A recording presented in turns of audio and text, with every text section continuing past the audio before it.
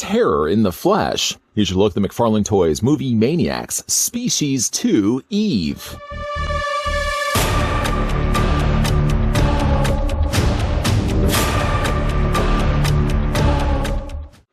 From Species 2, the seductive Eve shows her true form and joins the other monsters as part of the movie Maniacs action figure line.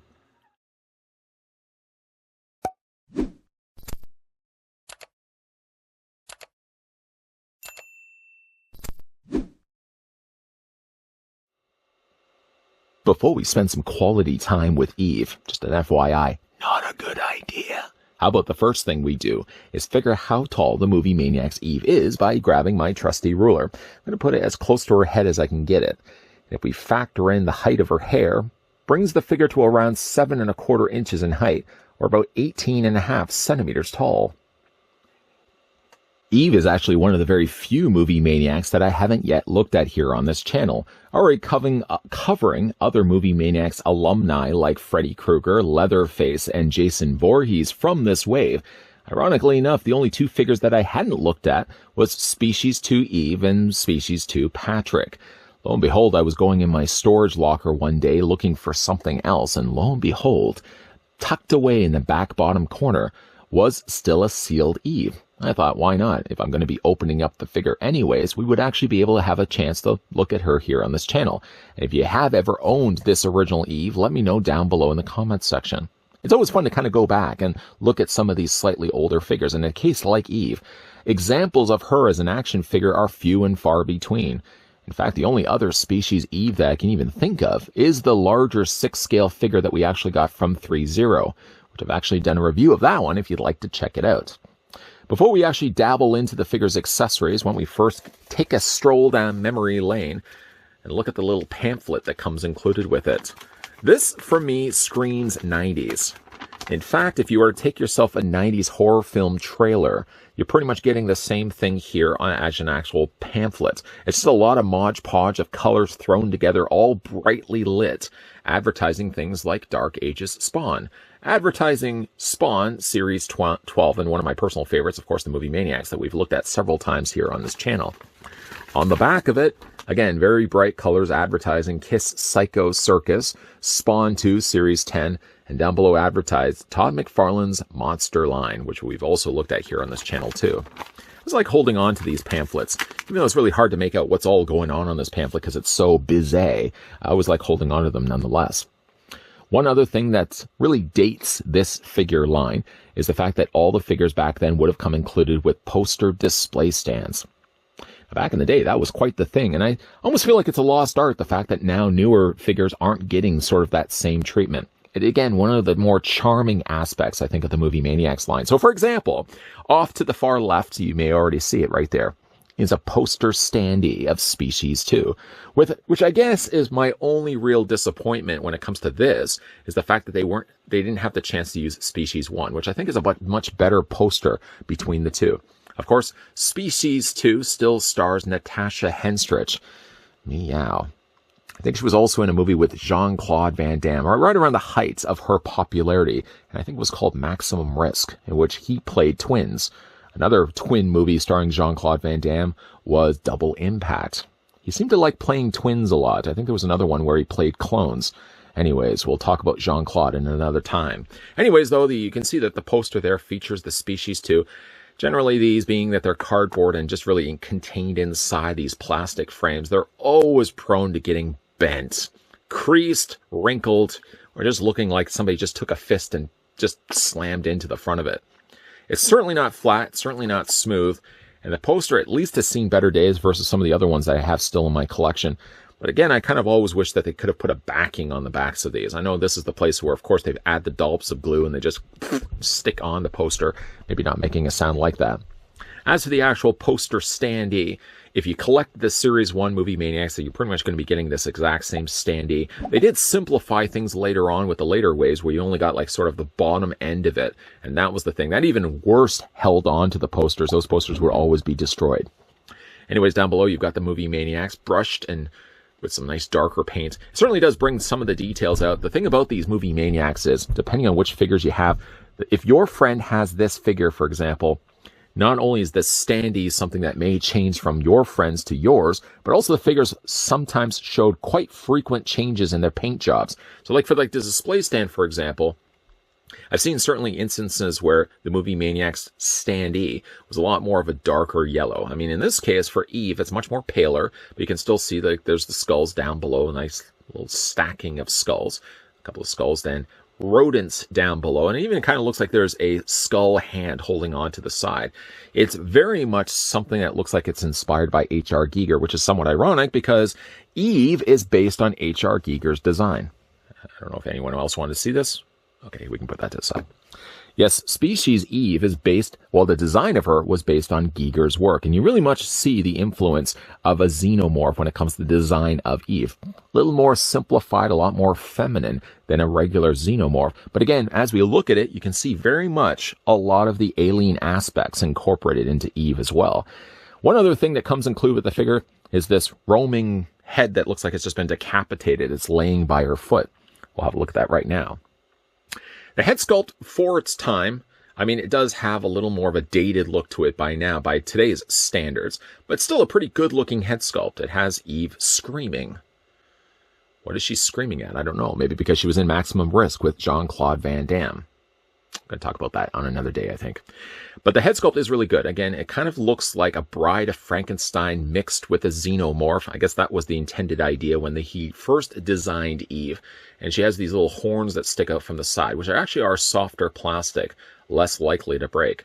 Paint's pretty good for what it is. I mean, it's, you know, again, it's an older figure, so you have to look at it as being an older figure. And it attaches into the torso. Very easy, actually. Just grab the figure as it is. I guess we could probably start with the existing head sculpt. This is the one that comes with the figure in packaging. I feel like there was variations in which the head sculpt had the open mouth. I could maybe just be old and forgetting the memories. They weren't as clear as they used to be. But to change the head sculpts off, I mean, it's simply just a case of holding onto the torso and just yanking the head off. It's, like I said, super easy. Then from there, take the screaming head and just plug it back into that hole. And you've got the screaming Eve. I mean, really, both of them are good. In a way, I kind of like the closed mouth a little bit more. It makes her look a little more feminine. But, I mean, both are good. I mean, the hairs are pretty similar if you want to consider them hairs. Sort of more like tubes than anything else. But they seem not much different from one another.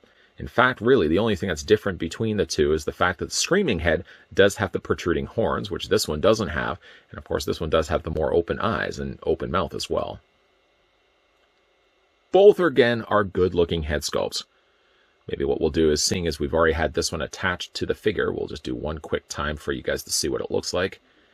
You know, again, yeah, I mean, it is old. It's an older figure. We have to embrace that. We can't be looking at that and comparing it to the likes of the stuff that we're getting nowadays. But, you know, for what it was, considering as well that McFarlane Toys was the pioneer when it came to horror figures long before NECA was doing this stuff. Not a bad-looking head sculpt, I have to say. But we'll just kind of leave that off for the time being, and we'll stick with this. Because unfortunately, the way it plugs into the torso, you really can't have the head looking up. So it always kind of looks like she's looking down, like she's just lost something on the floor. Judging by the expression on her face, I feel like she probably should be finding that soon, because she's going to be flipping right out. Technically, yes, you could take the head and just angle it up a little bit if you want to have the more straightforward looking. But unfortunately, it does leave a gap. And you can see that the way the peg is now, it's just barely staying in place. But there's that option as well if it's available, if you want to do that instead. The figure stands pretty good in this pose.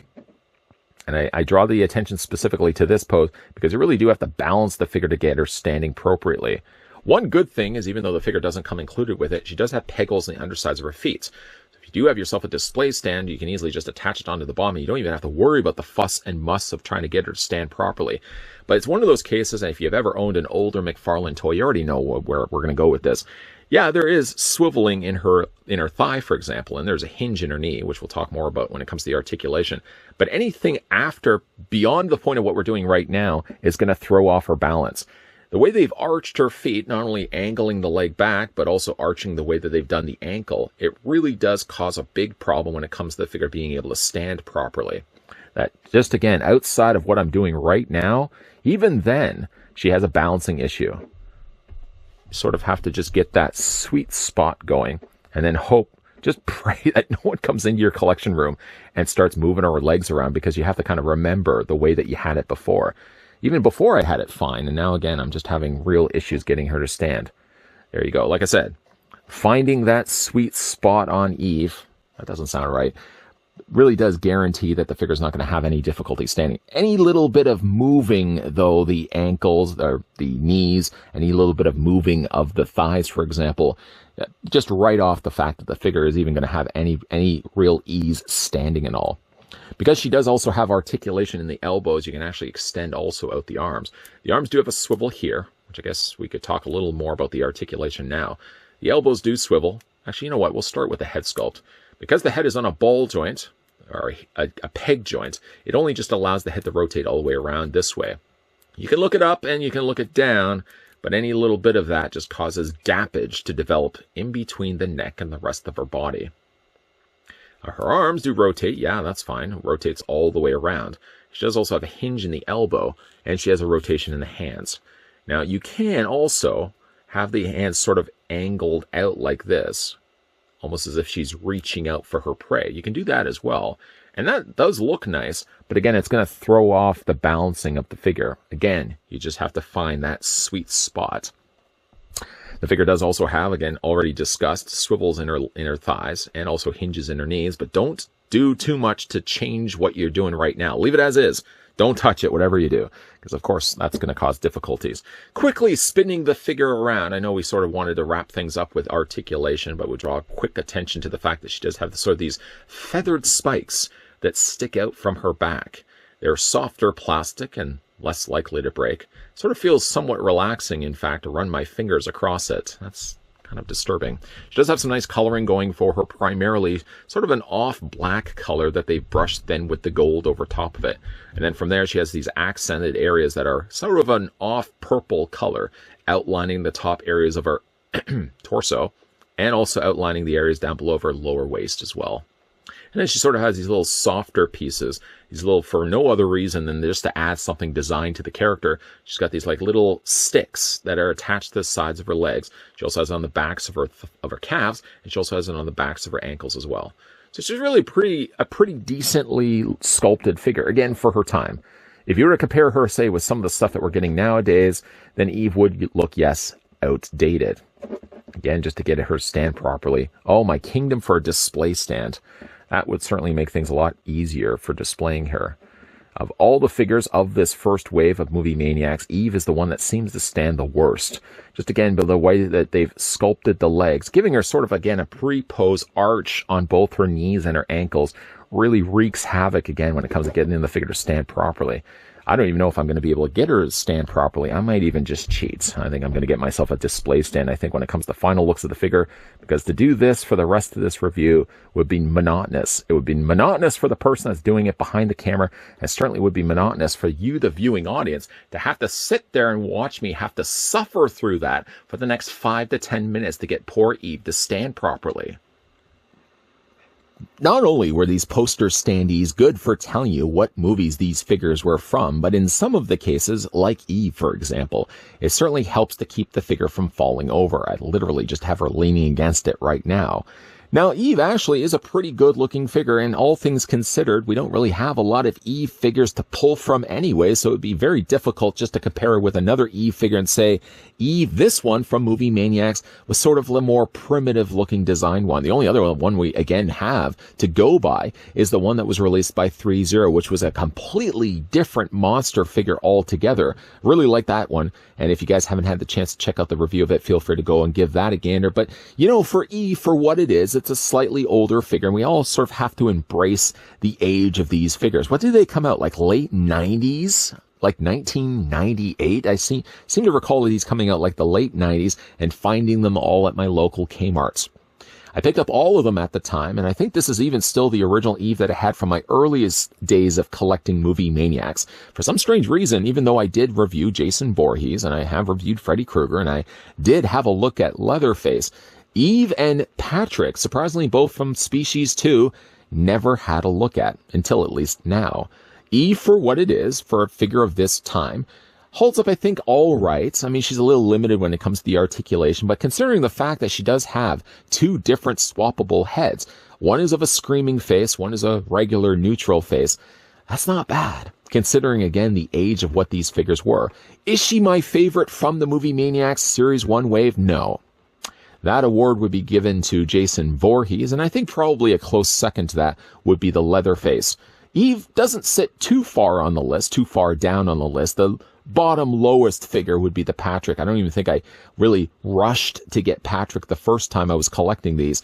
Patrick sat on the pegs for a very long time. And in fact, you may be able to go still to a Kmart now and find an old Patrick Movie Maniacs figure still sitting on the peg. Was anybody buying Patrick? Nobody was buying Patrick. I have Patrick somewhere. I'm certain of it because I did get all of the Movie Maniacs Series 1. Where his whereabouts actually is right now, leave it with me. I'll see if I can still find Patrick. In the meantime, though, if you guys have ever collected these Movie Maniacs, what do you guys think of Eve? Did you ever have her as part of your collection, or were you really just the one that was kind of hand-picking certain figures over the others? Maybe you only picked up Jason Voorhees and Freddy Krueger and you just passed on the others. Again, that's the benefit of these Movie Maniacs. Really, you got to embrace the idea that McFarlane was doing this long before other companies were doing horror figures. That's got to say something, right? So even though Eve is limited on her articulation, she can't stand at all to save her life. She's not bad of a figure, and considering we don't have any other Eves to go by, if you really do want an Eve as part of your collection, the only other option, other than the 3-0, is the Movie Maniacs one that we looked at in this review. But let me know down below in the comments section what you guys think of Eve from Movie Maniacs. And hey now, if you are new to this channel, you're enjoying the content that you're seeing, make sure you hit that subscribe button down below. Turn as well the bell notification on, and promsies, if I do have a chance to find Patrick somewhere along the pipeline, I'm sure I will be having a look at him in an upcoming review. Don't hold your breath though. It's going to come, but probably not anything anytime soon. But there is definitely a lot more videos coming your way. So as always, thanks for watching. See you guys next time.